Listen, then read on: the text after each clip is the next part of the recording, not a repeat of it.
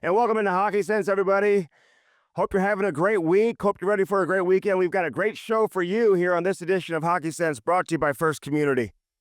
I'm Andy Strickland. Sign your son or daughter up for Little Blues. Do it today. The best way to get your son or daughter introduced to the game of hockey is Little Blues. Do it today. Sign them up. You get all your equipment, skates, the whole 9 yards. I told you about it now for months and months and months. It's how I got my son started. You should get your kids started this way too. Again, you get everything, 6 on-ice instruction, great coaches. It's a very reasonable price. And then you can kind of decide what you want to do with your son or daughter. Do you want to move forward with hockey? Do they like hockey? Do they not like it? Is it something that you want to invest in? Because it is an investment, let's be honest. Invest your money with First Community too, by the way. The best bank going. Hockey is such an investment, but it's so worth it. I will say the hardest thing that I have to do in my life right now, the hardest thing, and when I tell you this, people out there are going to say, well, life must be pretty good. Well, yeah, it's good. I'm not going to lie. Life is good. I'm healthy. My kids are healthy, although my elbow's messed up. If you've been listening to the Cam and Strick podcast, I've got a serious case of elbow tendonitis. I'm going to go see my buddy, Dr. Rick Lehman, here right after the show today and get this checked out and get it looked at. And we got to get this thing figured out. I can't even open a door. Can hardly lift my coffee. But nonetheless, life is good. The hardest thing for me is when I have to miss my kids' sporting events. I mean, that is like just sticking a knife right into the brain and twisting it. Isn't that what Doug Armstrong said? They've got to do to the opposition. They didn't do it again last night against San Jose. They gave up a tying goal late. This is becoming a trend. You can't allow that to continue to happen. We will dig into that throughout the course of this edition of Hockey Sense, brought to you by First Community. But I hate missing my kids' practices. I hate missing their games. And because of work obligations and because of life, sometimes you have to do it. But I will say this, for all the parents out there who have kids who play, hey, sometimes it's good to separate yourself from your son or daughter. Kind of let them be on their own. Let them go to a practice without you there. Let them go to a game without you into the stands. And there's something to be said for being there all the time, too. I mean, I hear these players who say, hey, listen, my parents went to every game, even in junior. I hear Mitch Marner's dad never missed a game in junior. When Mitch was playing with the London Knights, he would travel all around Ontario. He went to every game. They call him Cal Ripken because he never missed a game. You know, he had that consecutive game streak going. And I give those parents all the credit in the world, man. They love their kids. They love watching their kids and certainly supporting their kids. Nothing wrong with that. I could never chirp it. But at the same time, there are some people, there's coaches who can never separate from their kid, ever. And they always got to be on the bench. They always got to be on the ice. They always got to be on the sideline. They've got to be in the dugout. They just can't let go. Sometimes you got to let go. Let your kid go to practice with another family. Let your wife take the kid to practice or to a game, and you don't go on the bench. And you quickly find out they're going to be okay. So there's my parental advice today in terms of youth sports. But you know those parents out there. I got to be on the bench. I got to be on the bench. They got to look at me in the stands every time, after every play, after every shot on goal, after every kick. I got to look to the stands. Is there approval from mom and dad in the stands? Don't do that. Do not do that. Great show for you ahead. Chris Wideman, NHL defenseman, now retired. We'll catch up with him, what's going on in life. We'll go around the NHL. I got so much stuff that I want to talk about with Chris Wideman that I don't really even want to get into it right now. I mean, I'm hearing this debate about Connor Bedard and Team Canada. Like, will you stop? This is Canada. Whose fault is it that you create all this hype and the expectation, the bar is so high that this kid's just going to walk into the NHL, the greatest league in the world, and he's just going to dominate right off the bat? He's in his second season. So he's not one of the top 13 Canadian forwards in the NHL right now. Going today, hopefully for his sake and for the Chicago Blackhawks' sake, this isn't a debate. When you get to the Olympics in a couple of years down the road and he plays his way onto that team and he's a leader on the team and he's one of the most dominating players in the NHL, but he isn't today. It's not even close. He's got 3 goals. And I don't know. Do I leave him on my roster or not? I have him on my 13th forward. Okay. Well, who are you leaving off? I mean, you got to be kidding me. I mean, even a guy like Robert Thomas, who's here in St. Louis, who he's not having a great season. He obviously got injured. That set him back, so he's not putting up the eye-popping numbers, but he's got a little bit of a resume. He's won a Stanley Cup. He's been a 90-point player or 86-point player, whatever he was last season. He is a premier playmaker in the NHL. Great vision, great playmaking and passing ability. Is Connor Bedard a better player than him right now? I don't know. Maybe. You can make that case, I guess. I'll listen to it. Is he a better player than Mark Scheifele? No. We all know that answer is absolutely not. He's got 3 goals on the season. I know he's got some points, right? He's got 15 points. The team's not very good. But Sidney Crosby was left off of Hockey Canada's roster in 2006 after a 102-point season as a rookie, as an 18-year-old, with just as much hype, if not more hype. It was Sidney Crosby. Everyone was paying attention to Crosby, and they left him off. So this decision for me is not difficult. And if I know the people who are making these decisions as well as I think I know them, I don't see how they put him on. Other than they want to, get bonus points from the media and win out in the court of public opinion and get the fans and be like, oh, that's a great move. Let them learn from McDavid. Let them learn from McKinnon.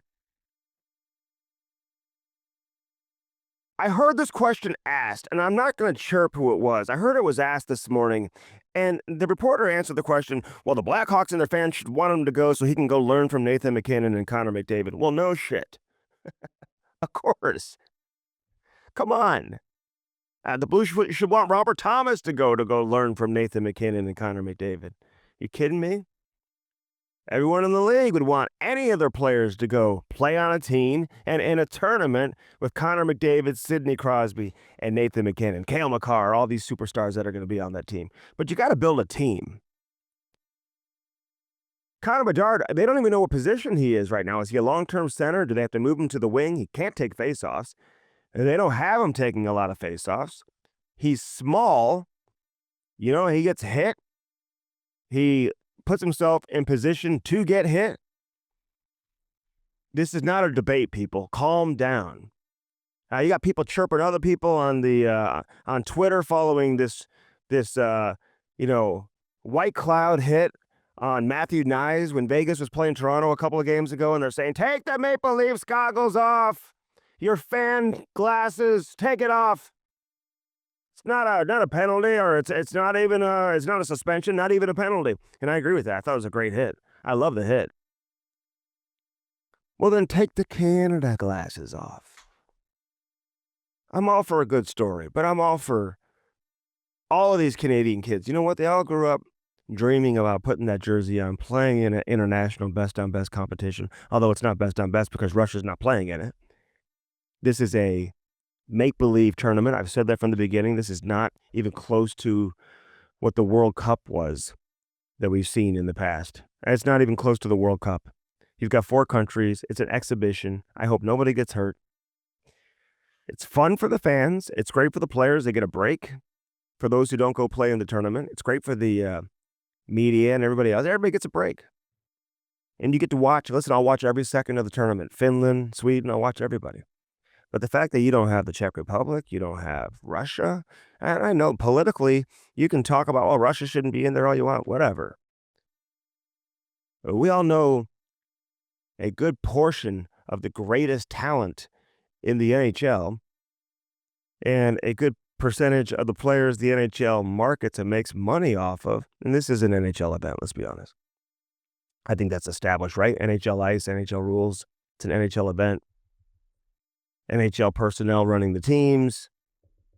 It's NHL all the way. But a good percentage of the players in the NHL who are stars, who are marketed, who the NHL makes money off of, are Russian, including Ovechkin, who's now out 4 to 6 weeks. So they looked out there. Hey, you talk to everybody. I asked so many players, what do you think the injury is? Every single one of them, to a man, said MCL. Every single one of them said MCL. And it ends up being a fractured leg. I didn't think it was a fractured leg. I mean, broken leg. So 4 to 6 weeks. Players are saying this is the best case scenario for him to have a fractured leg versus an MCL. And certainly a better situation than an ACL. We're talking long-term rehab, flexibility issues, range of motion, scar tissue, all that type of stuff. You're not going to have that with a fracture, bone fracture. It's just going to heal, and then you go back out there and play. He's such an animal anyway. Who knows how long this will take him to get back. Seeing Ovechkin live again recently, and, obviously I've seen him live several times throughout the course of his career, but you just forget how big this guy is, man. Covering a team in the West, working for a team in the West, you just see him here in St. Louis one time a year. They play him twice. You see him live in St. Louis once. And Ovi, man, just an absolute beast of a human being.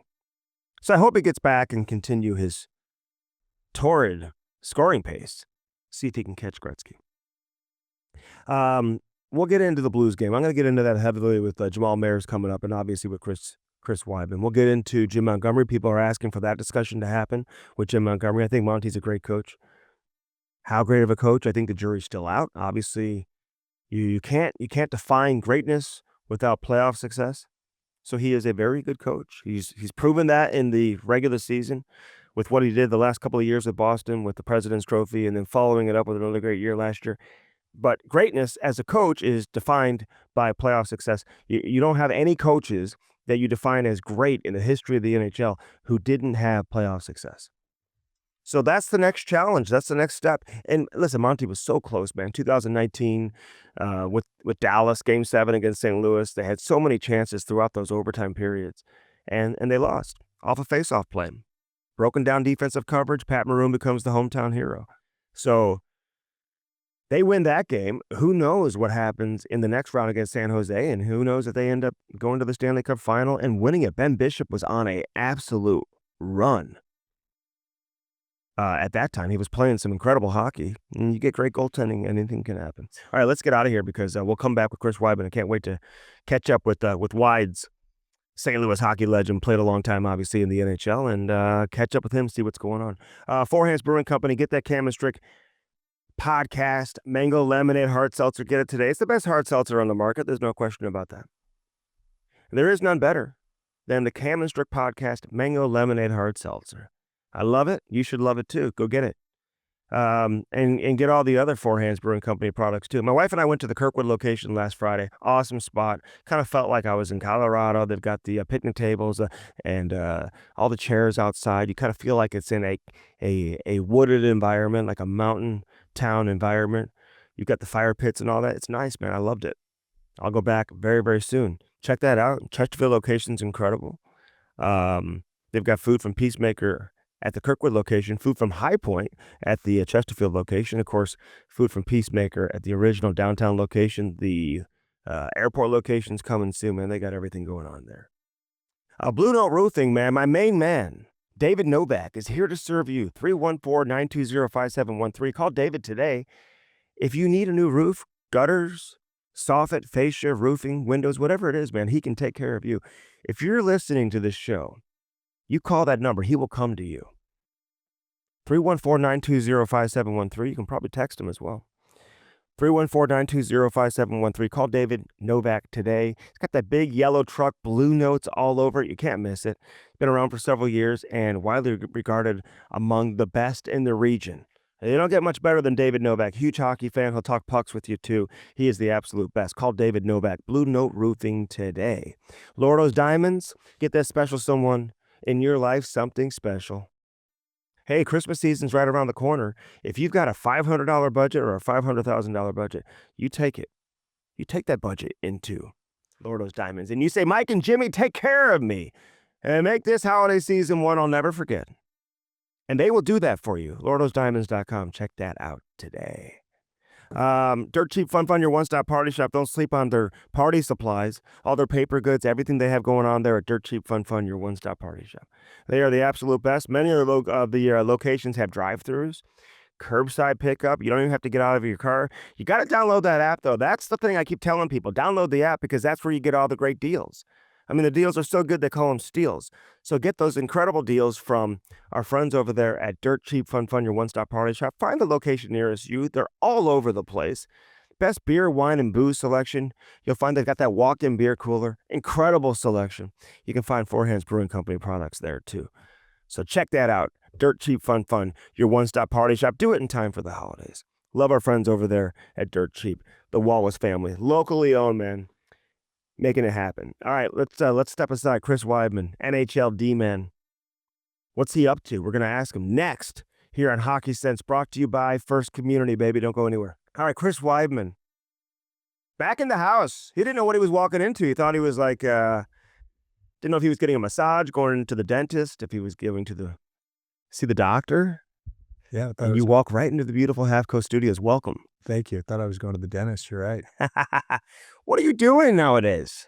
I'm being a dad. It's, really the first time in my life I've had the ability to kind of just do whatever I want. Mhm. So, enjoyed spending a lot of time with the family, done a lot of traveling, and just kind of getting on every day and seeing what's out there. And your wife still has the businesses, all that type of stuff. Yeah, we've got 2 locations right now, looking at a third. It's a dry bar, right? We'll give me a plug. Yeah, exactly. Free plug. So, no, good time of year to be in the hair business for sure. Why don't you holiday parties? set something up for men to go in there? We got some men clients. Do you? We do, yeah. I'll go in now every now and again Did you have your hair done today for a the little shampoo there we go. and scalp massage. So, no, it's good. It's busy and we've had a lot of fun. So, You watching hockey? yeah, watch some hockey. I got a son that's going to turn 3 next month. He's grown up watching the games since he was born. So he likes watching hockey on TV, which is good for dad. Is it weird not playing hockey after you've been doing it your whole life, or is it a relief? And was it fun to kind of like explore different things? It's definitely fun to explore new things. I for sure miss, the grind of the season and travel and being around the guys and all that. So, definitely miss that. They don't have a lot of time, guy time like you used to have in the dressing room and on the flights and stuff like that. So, that's been a little bit of a challenge, but, no, I enjoy watching. I enjoy following it and staying in touch with the guys, and it's been good. Were you surprised to see Monty get fired? I was, yeah. I mean, I think But you heard all the noise though leading up to it, right? to me, they've got bigger problems there, Mhm. Yeah. I think if you look at the way that the roster's built, um, especially in that division, that's a challenge for them. So, Your old division, right? yeah, I mean, I've played a lot of years in that division, and you've seen these teams that, Boston, for example, had a great run for a long time where they were, top of the division and tough place to play, obviously.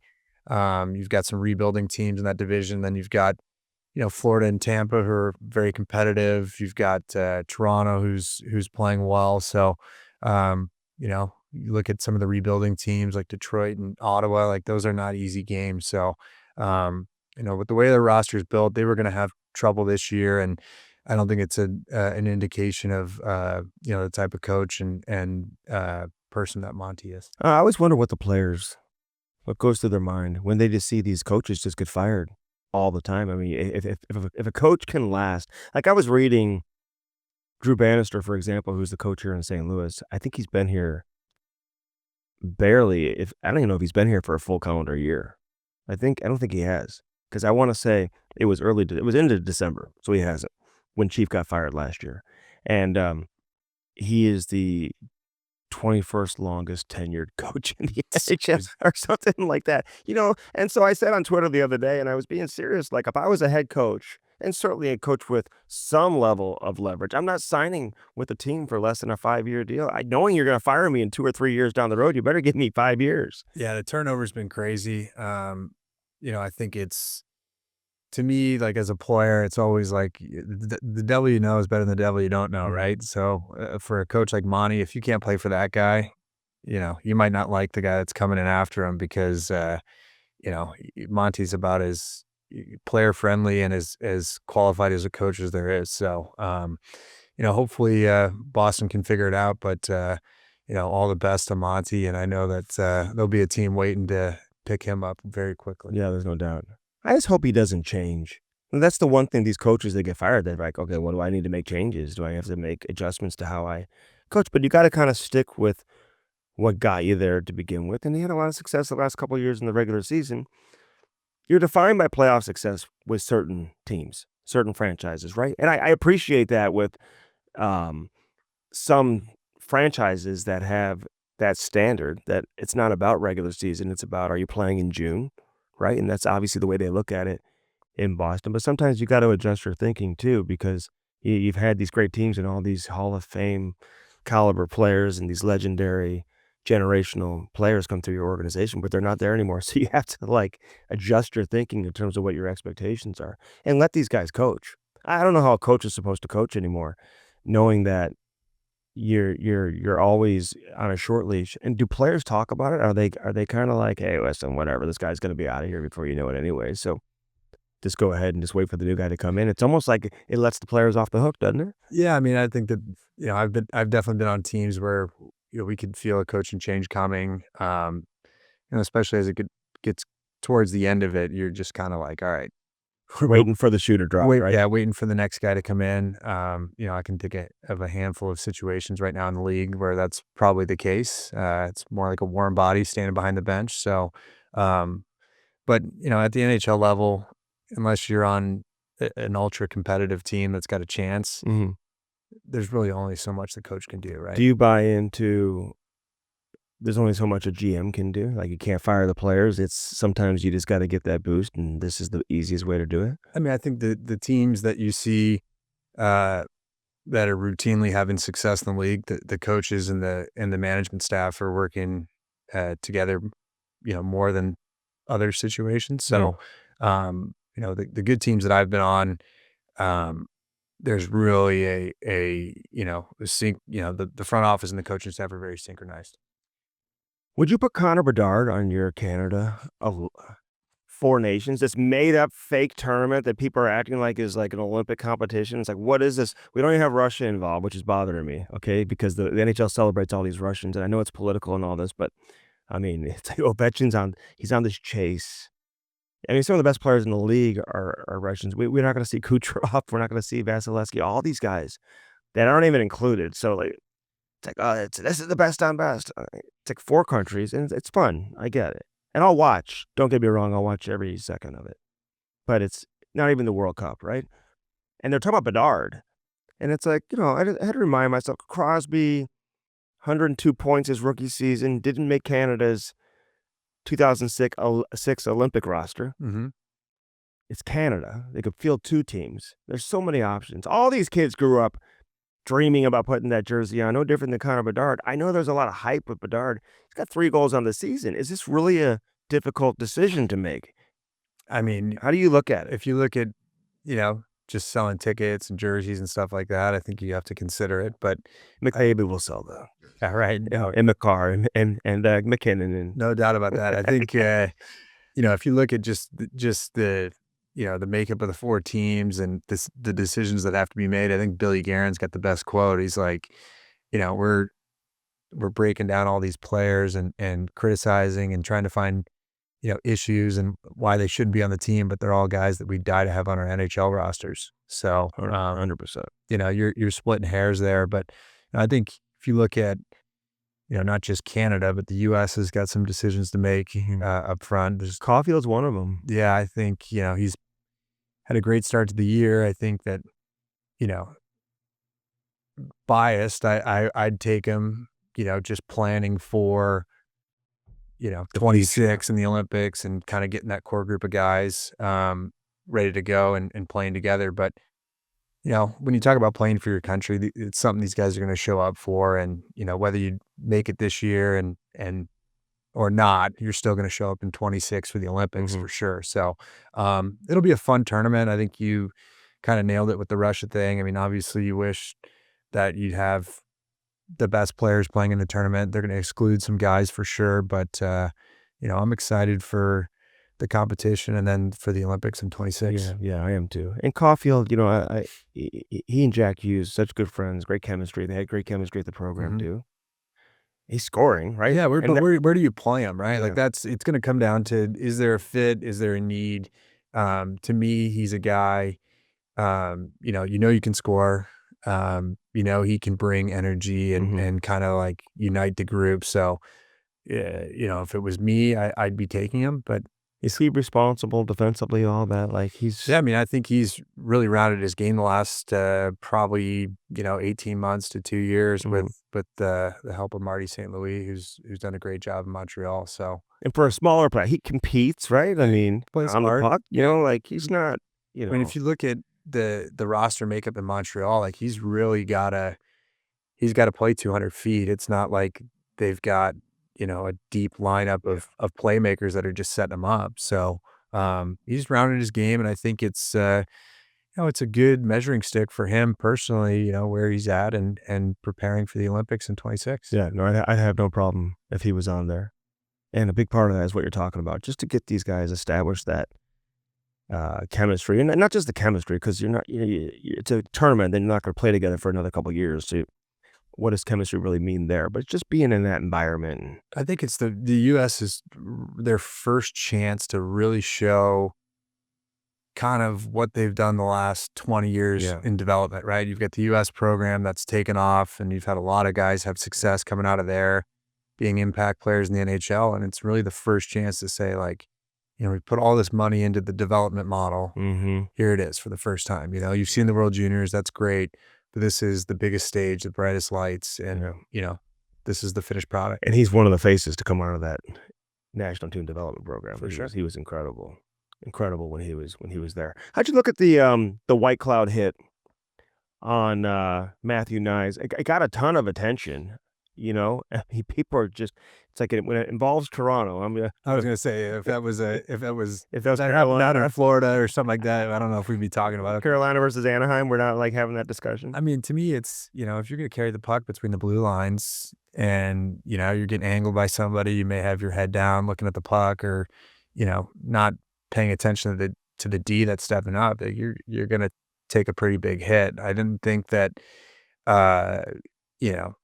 it was as egregious as some people, but I mean, that's really hockey, right? Like it's a physical sport.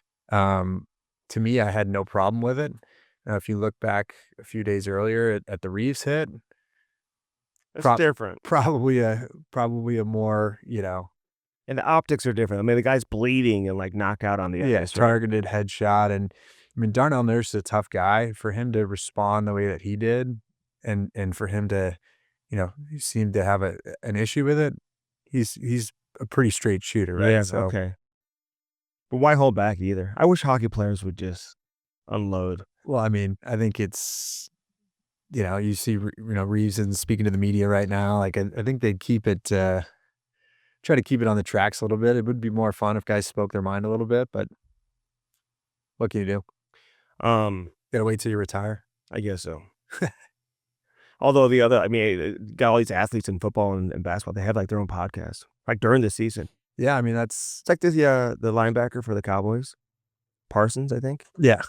He's like a stud linebacker, but he came out and like ripped his coach, and he responded on his own podcast. Like, I didn't even know he had a podcast. I was just reading the story and like on his podcast this week, so they all have their podcasts. So I told Brady and Matthew, you guys should start your own podcast, like the Kelseys. They should just have their own podcast. I don't know. I'm not so sure how that'd go over in the NHL, but how come? And I agree with you. I would say that in terms of putting the team first, there's not a sport that even compares, right? Like, you look at the guys, just, knowing what I've experienced in Montreal with the media presence and every day there's, 30, 40 people there at practice or games or morning skates. Like, you've got your opportunity to speak to the media. I don't think there's any more that needs to be said, but you go and watch the interviews and the way guys speak, it's never really anything more than about the team or how their personal, fit or whatever. Like, it's never truly about an individual. No, it's established in the culture of hockey. There's no doubt. Who's the best leader you ever played with? That's a great question. I can think of a handful of guys that, had impacts on my career, but, just speaking of, recent memory, I think that watching Nick Suzuki develop into a leader the last few years has been quiet leader, right? Yeah, very, very, not an extrovert as a, a person, but he's somebody that's done a great job as a young leader in the league and has helped that group kind of take another step and get towards the finished product, which should hopefully be a competitive team in the NHL for a long time. Was Spezza your captain in Ottawa? Who's your? We had Eric Carlson Okay. was captain, Yeah. and he was a more of an extrovert and kind of like, hey, I'm gonna take the game over and follow along with me. Mm-hmm. Spoke his mind and to me he was a good leader as well, just a different way to do it. But I've really enjoyed watching Nick's evolution and watching him really turn from like a boy into a man, really right in front of your eyes, and watching the guys follow along. He's taking a little bit of heat right now. I mean, you've got this like a former Swedish coach who just comes out and says he shouldn't be on the Swedish national team or something. It's like, are you? I don't even think he's the current coach. You know. And We heard a lot you of know it. what Eric thinks about that? Probably, if I had to guess. Give me your honest. Yeah. What? Can we swear on here? Of course you can. He's probably thinking I don't give a fuck. Yeah. Right. Like What this guy thinks. Yeah, like he is as cool and collected of an individual that I've ever been around. And watching him, I played with him probably during some of his best years, and it was like, I'd change for him a lot, and I'd spend like 3 or 4 minutes of the game with my foot dangling over the boards waiting for him to change. He's not coming. He's not coming. Yeah. He's got the puck. He's taking it on like he did some of his best work in the last like 30, 40 seconds He's of like winning Norris trophies then, right? 2 or 3 minute shift. Yeah, he was. He's not that guy now, though, is he? I think that's a team that, to me, doesn't really make sense on paper. But you can't just put a bunch of like names together and expect it to just automatically work. I just, you would think that they'd have a better power play. Why don't they? You think? Maybe throw another puck on the ice so everybody can touch it. Yeah. Right. Like, Yeah. I just think that you've got, so many big time personalities and superstars. Like sometimes It was bad with Gensel there last year too. So he's to me, like that's a guy I would have held on to. Yeah. And he wanted to stay. Yeah. But I don't know what and hey, at least Mike Sullivan's not getting fired right now. I mean, who knows? Probably will at some point, but he's got that relationship with the ownership, and it is what it is. We'll see what happens with Carlson. I'll be curious. I'd love for him to have a great tournament. He will. I mean, he's playing with like Hedman or something. You know what I mean? He's a generational player. Like he's still like people always, point out the flaws and the faults, but like, I mean, I said that to you years ago. Pick him on your team, right? Like he is a play driver. When he was at the top of his career, I remember people were like critical, like hockey people. He never skates backwards. And I remember asking you about that a long time ago. And you were like, this guy's like the best player in the league. It's unbelievable. Like I just remember like thinking back to like that 2017 playoff run we had in Ottawa, like he's played like 30 minutes a night. Yeah. Yeah. All situations, just completely dominated. Like that was probably some of the best individual hockey I've ever seen live. It was incredible. Watching him. It was unbelievable. It was like the best seat in the house every night watching him play.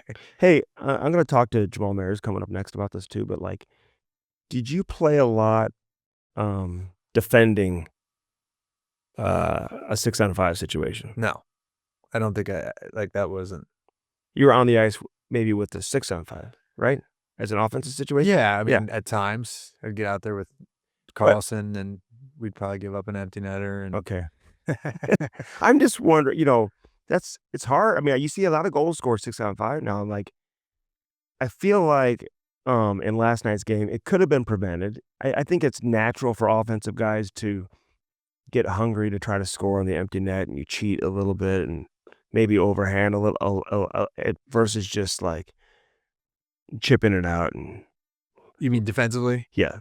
So I mean, the only coach that I've ever played for that thought this way was Marty St. Louis, but he was like, if the net's empty and you got a chance to shoot it, Go ahead and do it. score, Yeah. right? If you're a guy, I mean, you The look at, analytics say that. but if you look at, typically the guys that are on the ice, more defensive players. I mean, some teams use some of their more responsible, highly skilled offensive players, but most times it's, guys who are playing third, fourth line roles, role players. Like a goal for them is a big deal, Mm-hmm. right? I mean, you take that goal, whether there's a They goal in wanted there it or last not, night. Yeah. but like, can you take that goal and carry that confidence into the next practice, right? Then you're feeling good, right? Can you Mhm. take that into the next game, right? So like, he's the only coach I've ever played for that thought like that. And to me, that makes a lot of sense, right? If you miss, you go to a face-off, which is the only time in hockey where you know exactly where your guy is. Mhm. It's as structured as it's ever going to be. Mhm. You take your chances, right? Like how many face-off plays are Yeah. producing goals right now? I don't mind when guys try to score from their own Score, end. right? Like, But I just felt like there were chances last night, maybe. They just couldn't get the puck out, and I thought maybe there were chances where they had time to do so. Suter turned it over at one point. he's played really well. He is? Like I haven't watched a ton of Blues games, No, but he's playing been good. he's on the ice the whole game. He doesn't overextend himself. You know what's interesting is he goes into the corner. I watch him when he hits. He always has his stick in front of him. Like, he doesn't extend it, so he's Mhm. not gonna get penalized.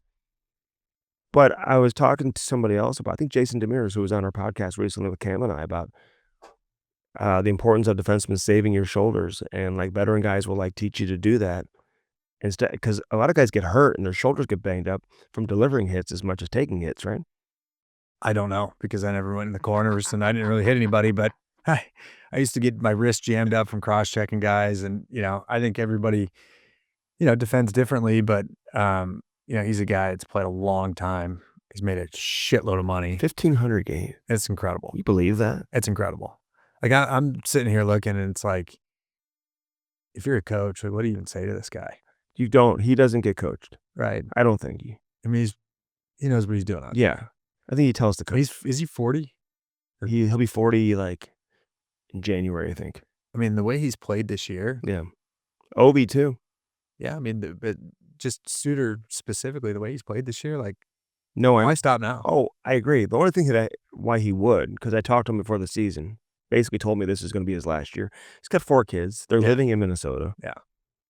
That's not easy, right? No, And they're playing hockey and stuff like that. Like, you want to be a part. You want to be around. I mean, I think that's probably the blessing for me now is spending. I drop the kids off every morning. Yeah. I'm around. It's totally different than the situation we had the last few years. So that's been nice. But you talk about older guys in the league. Like these guys are there for a reason, right? They're smart. Yeah. They know how to take care of themselves. Like they are professionals. I hope for his sake, if the Blues don't make the playoffs or are out of the playoffs, that he gets moved to a contender and he has a chance to win. Yeah, absolutely. He had a reputation, and maybe it was valid for earlier in his career, but I've gotten to know him pretty well. He's a super nice guy. Yeah, he's always been nice to me. I think, he's a guy, especially an American guy. Like I root for those guys. So Yeah. I hope he gets a chance to win it at some point. When are you going to get your kid on skates here? He's already skating. Is he? Yeah. Like he's standing started- up and everything? Yeah, he's been doing it for about 2 months. So a lot earlier than I had anticipated, but Yeah. he asked for it. And I, finally just said, we'll see what you got. Get him out there. You're going to continue with the Wideman Hockey School too? Yeah, my brother's got that rolling again this year. So I like how you say that. You've kind of like put it on. It's like, well, this is Alex's gig, right? It's this is Chris. Chris will be there, but Chris is going to show up on Chris's time. yeah, I got some Alex will be there all week long. some other obligations I'm always tied up with, but I try to make it out for a few days, and it's been fun. I mean, we get I'd say about 80% of the kids are repeat campers, and been able to develop relationships with them and their parents, so it's been a lot of fun. Yeah, my kid went 2 years in a row. He absolutely loved it. We would have gone 3 years in a row, but he was out of town. Yeah, the For youth tournament. hockey here is getting Yeah. crazy. Oh yeah, it doesn't stop. It's getting crazy. I read that Crosby said he's never like taken more than 2 days off in a row in his life. Yeah, Like never been off the ice for 3 days it's straight. changed a lot. I mean, I remember when my first couple NHL training camps, like guys were walking into the rink with their bag, like, "Hey, how was your summer?" Now it's like if you're not there 2 weeks early, you're late, right? So it's definitely changed a lot. I think in college, all these college kids now have like skills coaches and all this stuff. I don't even know if I brought my hockey bag home for the summer in college. Like it was just Yeah, but now it's changed because totally different. the mindset, and I talked to a lot of guys who played at a high level, but a little bit removed from the game, Mm-hmm. and they were like elite players in the 90s and whatnot. And like back then, you could take the whole summer off because everybody was. Yeah. But now you take that mindset, you can take the whole summer off, but when everybody else is working, you're not catching up until Christmas at the absolute earliest, if you even catch up. Yeah, I think Brett Hall had a great line. He told me one time, he's like, our summer training was switching from regular beer to light beer, right? Like it's totally different now. And, you can see it in the game. Like it's so fast. Like Yeah. my kid's doing skating lessons with Shenner's kid. And we were talking the other day. And he's just like, man, it is So the fast. speed is so fast now. I mean, Mhm. everybody can skate. Yeah. Everybody can move the puck. Like the skill levels getting higher every year. Mhm. And, he's a guy that's played a long time as well. Like he would have seen the evolution of the game during his career, right? Mhm. The difference between now and, 2010 Yeah. is incredible. Yeah, I thought he was gonna end it in overtime again last night. It was a great block by whoever, from San Jose slid and blocked the shot. Last thing for you, how do you see you have an opinion on this college hockey situation with the CHL now? Would you have looked at it differently Yeah. back then? I think it's, I've talked to a couple of people locally that are like losing their minds about their kids aren't going to have the opportunity now. But to me, it's really an opportunity for college hockey to expand, right? I think you've got 65, 66 teams, right? Like In college in hockey, college yeah. right now. I think that number in the next 10 years is probably closer to 90.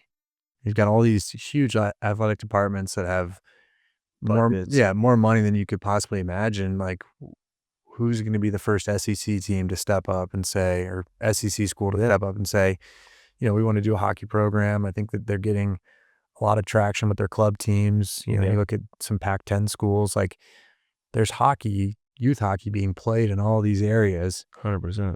Can they take the reins and develop a program and help develop youth programs? Like, I think there's a lot there. Um, if you're a Canadian kid, now you've got the opportunity to potentially extend your amateur status beyond 21 years old, Mhm. right? Where junior hockey, you're done at 21. I think there's college players that are like 25. Yeah. You get Which an extra couple there years. listen, I was talking to Bill Muckalt about this the other day because he coaches Lindenwood, right? Uh-huh. Ohio State was here, and I went and watched, the game on Friday, and with Jeff Brown, by the way. I'll give Brownie a shout out because his son Caden was playing. And I'm watching this one kid, like, he scored a couple goals, and they're super impressive, you Mhm. know? And then I look him up, and it's like, it's his 5th year playing college. He played 4 years at Northeastern, then Yeah. transferred. Hell of a player. I'm not chirping whatsoever, but he's 25. Like, how old were you when you turned pro? 22. So, Okay, and so if I could have had another 2 years, I would have taken it. were you playing with guys who were 24, 25? My freshman year, I was 18. I went to a guy in our team's 24th birthday party during the middle of the Were you season. ready for college hockey at 18? Like, you felt That was the hardest jump, going from junior hockey to college for me. more so than midget to junior? Yes. Yeah. I mean, midget to junior, like you look at those junior teams, they turn over 8 to 10 kids every year. So you're coming in with, 10 guys that are all in the same situation. College is like 3, 4, 5. You may come in a class with 3 guys or 4 guys. Like that's a bigger jump. Yeah. And then pro hockey is kind of the gravy, right? Like Mhm. anything after college, if you're a college athlete, it's as good as it gets. Yeah. It's not an easy business to crack into and to have a career in. So, um, it's kind of a sink or swim deal. I've seen really good college players that didn't have great pro careers, Mhm. and I've seen decent college players kind of find a role and have Yeah. great pro careers. Yeah, there's no So, doubt. I want you to get back into coaching around town, okay? yeah, I mean, I'm taking this approach. Like my wife, people always ask, like, is your son going to play hockey? My wife's like, well, I know the rules to one sport, so I'm not going to learn another. So he Yeah. kind of has to play hockey, Yeah. which means He'll love it. I got to be involved some way. Yeah. My thing is like, just gotta have fun. Yeah. Just Make make it fun for the Make it kids. fun. But, you got a lot of knowledge though too, so don't be afraid to share that, you know what I mean? And help Absolutely. these kids. Absolutely. So I think it's, you've seen how much success kids from St. Louis have had in recent years. Trace that all the way back to the root. It's the St. Louis Blues. It's the Blues alumni. It's the players that have made St. Louis their home and have really taken ownership of helping and coaching hockey. there's guys that have a lot of knowledge, and they are like, oh, just go have fun. But like, hey, there's only so many of you guys. You know what I'm saying? Yeah. Teach the game. Yeah, absolutely. And we love it. I mean, it's, I can't speak for everybody, but the guys that I'm close with here that are St. Louis guys that are now retired, I mean, you look at hockey, it's given us everything we have in our lives. So it's important to pay that back and to help out. No doubt. All right, Wise, we'll do this again, man. I might make you a regular. I got nothing to do. What are you doing on Fridays? So today, what am I going to do? Probably have a couple beers this afternoon with some buddies that are in town for the holiday. Oh, already? Yeah. So, but yeah, just kind of getting ready for the holidays, man. We're just busy time of year with the family. Family's good? How's Gary? Man. He's in Cabo. Is he? Yeah, they're in Cabo. So Okay. Well, say hi to Gary. they're doing a little bit better than I am. I love it, man. Great to see you, man. Great to see you. Thanks for having me. Chris Wideman. Arco Construction brings us his interview. My conversation with Wides. Taking St. Louis hockey to the next level, one ice rink at a time. They built the beautiful facility in Chesterfield. Have you been out there? The 2-sheet facility. The Centene Community Ice Center where the Blues practice, that 4-sheet facility. So they built Topgolf, Putt Shack. They bring the fun to St. Louis as well. So Jeff Cook, John Comlos, all the great people over there at Arco Construction help us bring hockey sense to you each and every week, brought to you by First Community. All right, we'll step aside. Jamal Mayers joins me next. As long as he's not mad at me. We're late. Sorry, Jammer. We're coming. Don't go anywhere. All right, Jamal Mayers, he's driving, apparently. You don't have a driver for yourself? No, buddy, I didn't reach that level. Where are you? I'm in Chicago. We got a 5-game set this weekend with the boys. Okay, so game 1 today, right? Yep, in about an hour and a half. So are you driving up this morning? You didn't come up last night? Just driving out this morning. I had to do the game last night, so I had to drive out this morning. So what if Crew tells you that he had car legs after the game today? Is that going to be an excuse or no? No excusing, but shake the legs out, do some lunges, let's go. Shake the legs out, do some lunges. I saw your team skating the other day having practice, so the boys look good. They should be ready. They should be ready to go this weekend. What game were you working last night? I was doing radio for the Sharks. Okay, so you were at the game last night. I was just talking to Wides about that. I would imagine you were on the ice in that situation a decent amount, right? Defending the 6-on-5? Some strong feelings about 6-on-5. So just a for first protection. Well, I was stable to the bench during those situations, so you could probably speak better than I could on that. No, you were out there if you needed a goal. I was out there to defend the lead, but I think times have changed. We used to, when I was playing, it was 5 on a dice, right? Basically we're playing like a penalty kill with the center in the middle, you're kind of like penalty killing. Guys are way too skilled now, in my opinion. I think you have to pressure the puck. So whoever's closest, you can start in a 5 on a dice formation, but you have to pressure the puck. You give skill guys time on the half wall, they're going to pick you apart. And that's exactly what happened. They all went to the house. It's not good enough. They're going to get quality chances. And that's exactly what happened. I feel like you have to pressure the puck wherever it goes, stay in that formation, but whoever's closest, you got to get 2 guys on the puck. All right, watch the road too, because you're making me nervous. I just want to make sure you got that you got that peripheral vision. Hey, you know what though? Guys like 4 players stayed on the ice for the last 2 minutes and 40 seconds or something like that, Jamal. Right? I mean, Buchnevich and Thomas, and I saw them wave off the bench once or twice, and I don't think they were saying, no, I'm not coming. I'm sure the coaching staff was saying, are you good? And they're saying yes. They want that empty net goal, and I get it. But, and Suter and Parayko were out there the whole time. And if I'm coaching, I want Suter and Parayko out there too to close out the game. But that's a long time. They were obviously gassed, Jamal. Do you like that? I mean, you had the timeout mixed in. San Jose actually took the timeout, which gave those guys a chance to maybe get a little bit of a breather. But Would you prefer leaving them out, or do you have to get some fresh bodies out there? I'm okay with who they kept out there. Those are the guys they look to close the game. I'm fine with that. I just think philosophically you have to pressure the puck.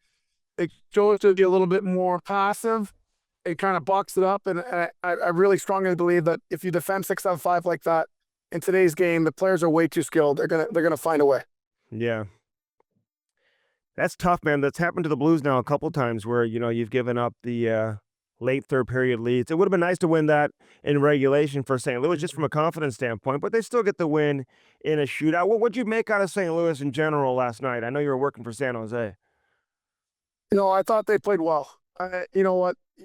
You can't take San Jose lightly. They work hard, and they're undermanned in regard to their skill, but Warsawski's got them playing a heavy game. I thought the Blues did a good job. They controlled the puck. They had the puck from the second period on, for the most part. They just didn't have that killer instinct to get that third goal. And I think that if you go up against a team that's done a lot of losing, I don't know how Wides feel, but you get that here we go again feeling, and they were never able to get that third goal, which would have put the dagger in them and made them kind of give up, if you will. Yeah, no, I think it's you got two teams that are maybe not as competitive this year, but it's kind of the way it goes, right? When you've had some struggles, it's fine. It's hard to find that, I guess, winning mentality. So, just curious your opinion on you talk about the 5-on-6 defensively. Like, what are your thoughts of when you get that puck on your stick, shooting at the empty net? Yeah, I think that philosophically the analytics tell you that you should go for it. I'm still in the vein that it depends how you are doing that night, in my opinion. It should depend on how you're doing that night on faceoffs. If you've got a guy that's doing well, then you can afford to be aggressive. And I think you have to adjust in regard to how you're doing that night in the draw. If you're not having a good night, then I don't think it's a good idea. I think that you're basically giving up possession. If you can't win that face-off, then you're in big trouble. But if the numbers are telling you you're winning 66 out of 10 draws that night, then go ahead, try it. Yeah, I didn't mind Buchnevich going for it. And you're right. I said the same thing earlier in the show. The analytics do say go ahead and go for it, and he just missed. They had another chance a little bit, a few seconds later where somebody from San Jose got back there and was able to break the play up. It was a hell of a play, I think, on Robert Thomas, So, well, no, I think it was Suter. He was about 4 feet from the blue line, if I recall. That was after that. He turned it over inside the zone, but they had a chance in the offensive zone, right? Are we thinking about the same play or no? I'm thinking about when Suter was about 4 feet from his defensive zone blue line, and I'm thinking just ship it into the neutral zone, buddy. Like, he had down space to do that, didn't he, Jamal? He did. Protect your position. He's a veteran guy. I was shocked that he turned it over in that sense. Jammer, situation. Just going back to you being out there in that situation, and obviously had an amazing career and played a long time, but recently I've played for a coach that had the mentality like, you've got some guys that are predominantly in checking roles. How much would a goal like that mean for you, and what can you take from that goal confidence-wise to carry into the next game or practice to kind of just get that, offensive instinct and just, I don't know, kind of that feel good, right? Like you talk about, you're getting into what are really the dog days of like the grind of the season. For a guy that may not score 40 goals every year, like that's important, right? It is, but for me, it was never about that part, to be honest. I mean, I always would joke that if I go 12 or 14 or 16 games without a goal, I'm on pace for my 10, so I'm good.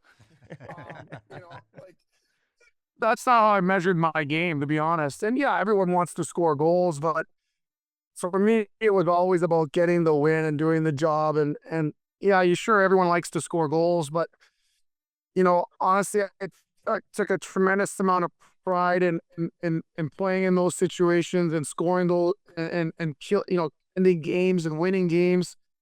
I wasn't consumed about getting those goals or figuring out if I mean, the most I ever scored was 15 in 1 year. It didn't help me. I didn't make more money. No one really patted me on the back. No one said anything good. I was like, didn't really matter. But when I scored one and we won the cup, then everyone's congratulating me. So for me, it was always about winning. I think you see, you hear guys say the game's changed so much. It's more skilled, whatever. To me, in my career, what I saw change was there's not as many guys that had your mentality, that were willing to put the team first and to be a really defined role player where they'll say, hey, I'm going to be really good at this and it's going to help the team every night. And I think the mentality as, guys come into the league more skilled, more able, they're less reluctant to take that backseat, huh? Role that maybe further down the lineup. Everybody wants to be the, A1 top guy, power play, everything. Like, that's kind of the new mentality that I'm seeing. Mm-hmm. Yeah, you're 100% right. And you know what it is? It's because younger guys get the opportunity earlier and they get put in the position where they succeed earlier. So what happens is there's FOMO, right? So you see the guy you used to play against in college and he's on the second line getting second power play minutes and you were way better than him in junior or college. And you're like, why am I not getting that chance? Why am I not getting that opportunity? And that's the problem, is these young guys are seeing their guys they played with or grew up with getting those chances or opportunities, and they're wondering why they're not getting it. That's one point. The other one is, for me, is that coaches now have to tell the players not only how they're going to help the team win, but how what they're doing or saying is going to help them personally, which is crazy to think, right? But that is the truth. Coaches now have to let players know how they're going to help them. How is this going to help them? Which either you resist it and you're old school and the players don't believe you and trust you and don't adapt, or you adjust as a coach, which the coach who's going to have longevity have had to do, and you make sure that they know that you care about them, that how this is going to help their career, where you see them, and those two things have to align or else you're not going to get their buy-in. Yeah. No, I love listening to you guys talk about this because you're 100% right. I've had players tell me that, whether they played against them in junior or whatever, and be like, this guy's playing and I'm not playing, like, and they may have, outperformed them obviously at the previous level from a scoring standpoint, or they think they're better than that guy and that guy's getting a chance. But sometimes it's on the team that you're on too. You know what I mean? And like with the situation you're walking into. Yeah, 100%. But I think, just going back to that last point that Jammer made is, like, you look at the makeup of the league now, there's no Jamal Mayers careers that are going to happen with guys' mentalities, right? Mm-hmm. Like, Jammer, if you had that mentality coming in the league, you don't play 1,000 games, right? You probably don't get to win a cup. You get to play, however many years, and they bring the next young guy in that's going to do the job for 5-6 years, but there's no guys that are willing to stand in there, grind it out, play in a role, a defined role, Mm-hmm. and do it for a long time. And that's how the game's changed, in my opinion. Yeah. No, it's interesting to hear you guys say that. By the way, Jamal, I did make money when you scored 15 goals because a guy on the radio here in town told me that you wouldn't score 15 at the beginning of the year, before the year started. I said, I'll score 15. I was just talking to Bernie Mickles, the columnist at the time. I was talking to him. I said, and the team was so bad at the time, like, looking at the roster to 05, 06, ownership change, Pronger traded, all this stuff, just looking at the roster, who's going to score? And I said, Jamal Mayers will score 15 goals this year. Well, he's like, okay. So then the traffic guy comes on to give like the traffic, he's like up in the airplane, and he's like, hey, I heard you guys talking. He's like, I'll bet you $500 right now that Jamal Mayers doesn't score 15 goals. I'm like, okay, fine. I don't even know. I'll never see you, Sure, shit, you score 15 goals that year. I'm like, I want my $500. Love it. I love it. You owe me dinner. I mean, but yeah, and I missed like 16 games with an injury. So, and no power play, by the way, Wide. So I'm pretty proud of that one. No, but you did score some 6-on-5 goals that year, though. At least one, I remember. Last second we got traded. You probably got me traded out of there because Andy Murray was playing me 15 or 16 minutes a night, and I think the general manager or the owner was like, why the heck are we playing this guy 15 minutes? We got to get rid of him. Hey, last thing for you. Coaches, man, I read a crazy stat. Drew Bannister hasn't even been here for a full calendar year. I was telling Wise this before. I mean, it'll be a full calendar year next month, and he's already the 21st longest tenured coach in the league right now. These guys are getting fired so fast. I was saying on Twitter the other day, if I was a coach with any type of leverage whatsoever, I would demand a 5-year contract. Otherwise, you're not getting me because you're going to fire me in 2 years anyway. So Monty gets fired. You think that was justified? Like, how do you look at his firing specifically? Well, he won 80 games in 2 years, right? But it's just, it's unfortunate, but they can't, you're not seeing, until the cap goes up, whether it's next year or the year after, you won't see real hockey traits, like pure hockey traits.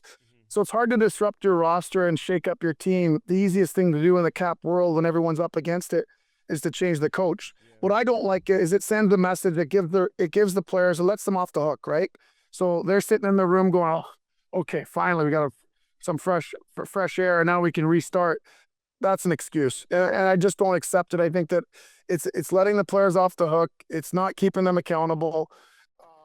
They've underperformed, and let's be honest, when you lose Bergeron, Krejci, Chara, like you take away your goaltender, you play games with him in the offseason. Some of this has to be on management as well in regard to all the disruption and all the noise. They're changing, the culture's changed there, and everyone expected it to keep humming the way it was. And that certainly has been all on Monty. Yeah, no, I think that's well said. I mean, there's a standard that the Boston Bruins have and they've had for a long time, but they gotta you gotta adjust your expectations when generational players that you just mentioned are no longer there, that contributed to the performance, the overall performance and the standard that's been set, you know? They also, didn't they go 0 for 3 with first round picks in 1 year? They did, and you know, you do that. I don't care who you lose or who you Yeah. know, I mean, guys are going to move on at some point. You can't play forever, but you go 0 for 3 in one draft class when, there's a handful of full-time NHL players that are taken after those 3 guys. Yeah. You're gonna struggle. And I will say, listen, you lose 5-1 at home to Columbus when things are not going well. I mean, that may get you fired, and it wasn't a good situation. And I talked to Monty when he was here. I said, hey, I just asked him, like, just talking to him privately, like, what's the biggest difference this year versus the last couple of years? He's like, we won a bunch of games, but what were we doing in June? You know, I think he looked at it like, hey, listen, maybe some early adversity and some struggles are maybe what this team needs in an effort to get it together later in the year and maybe lead to some more, postseason success, which is how all these coaches are judged, And when Boston is not a difficult place to play in Boston, they're going to have trouble, right? Like that's a building you go into, you're like, okay, it's going to be loud, fans are in it, they're going to come out hard. When you lose that 41 times a year, you don't have that same emphasis where road teams are kind of on their heels. That's difficult. And Jamal, Absolutely. It's not a chirp on Cam Neely, but somebody brought it up the other day, and I think it does make sense. Some of these players who had great careers who go into a management position, they tended to just have a much longer leash than others who didn't have the great careers. You know what I mean? And so Yeah, absolutely. there's some validity to that. That's true. It's true. It's tough to fire legends, that's for sure. All right, I know you're riding to Chicago on those Dobbs Tire and Auto Center tires, Jamal, because you look like you're cruising nice and smooth. Well, check it out. Go to Dobbs.com for more, but they have unbelievable deals on new tires, and they'll take care of you. It doesn't matter. I've been in there. I had to take my wife's car in there to get an oil change. They do service as well, but make sure the right air was in the tires. Make sure they're all good for the long trip to Chicago, and now's the time to go in. They got great Thanksgiving deals right now. Go to Dobbs.com for more. Did you bring any pizza in the car for the pregame meal or no? No, we might have to get some after, but I wish I was going to Bartolino's. Check out the new Bartolino's restaurant. It's unbelievable. Went there for I know it's hard to believe, Wides, but I just turned 50. Had my 50th birthday dinner there. It was unbelievable. Check it out. Bartolino's has 5 amazing restaurants. Hey, crew, are you listening? Move your feet. Let's go. Yeah, move your feet. Get it going this weekend, okay? He goes, I will. Okay. Attaboy, kid. All right, Jammer. Thanks, man. Okay, thanks, guys. Good to see you, Whites. We'll see you soon. Jammer. Take care, man. All right, First Community brings us Hockey Sense each and every week. Again, do your banking with First Community and do it today. Be wise. Listen, Wideman, gotta be wise with your money. Now that you're no longer playing in the NHL, right? And now you're a business owner, you know where you should be doing your banking. If you're not already, you probably are. First Community. First Community already has branches all over. They got a new one in O'Fallon. Holiday shopping promotion that they've got going on right now. Credit card rates, they're exceeding 25% based on national averages. You knew that? Apparently, we're going to have a change coming with the new administration. That's not good news if you're planning to put your Christmas shopping on a high rate credit card. However, First Community, they've got the Platinum Visa. It's a rate of 7.9%. So you may be thinking I'm misreading this, but I'm not. 7.9%, no annual fee. I mean, it's incredible. 0 annual fee. That's how nice it is. So get that First Community credit card. You got to get from November 27th to December 2nd. They're going to have a rate of 2.99% for 12 months. That's a crazy good deal. So whether you like it or you like to do your shopping on Black Friday or the weekend after, do it with your new First Community credit card and save money. First Community brings us Hockey Sense each and every week live from the Half Coast Studios. Wise, thanks for coming in, man. Thanks for having me. We appreciate all our other sponsors, too. Again, Blue Note Roofing, David Novak, call him today, 314-920-5713. David is standing by waiting for your phone call. If you need roofing, gutters, soffit, fascia, windows, whatever it is, he's standing by, ready to take your call right now. Get those Four Hands Brewing Company products for your holiday season. No better way to celebrate than with Four Hands Brewing Company. So do that as well.